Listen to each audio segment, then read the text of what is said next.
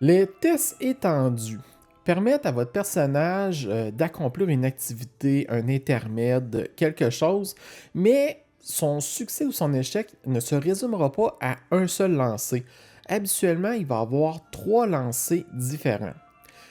Et les valeurs qu'on va avoir lors d'un test étendu et la difficulté, le DC, et l'objectif à atteindre.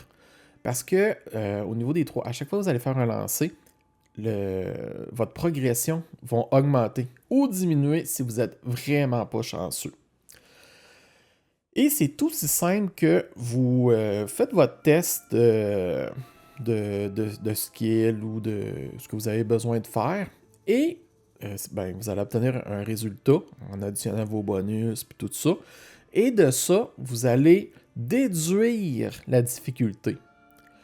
Ce qui fait que vous pourriez avoir un chiffre négatif. Et ça, c'est votre progression. Mais là, ça, c'est le premier jet. Mais vous faites pareil pour le deuxième et le troisième.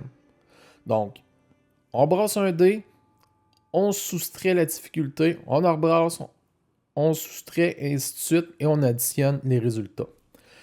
Par exemple, si vous obtenez 13 pour une difficulté de 10, vous ajouteriez 3 à votre progression.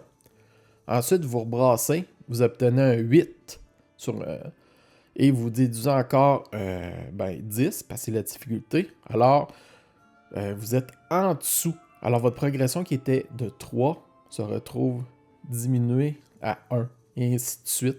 Et vous pourriez avoir une progression négative.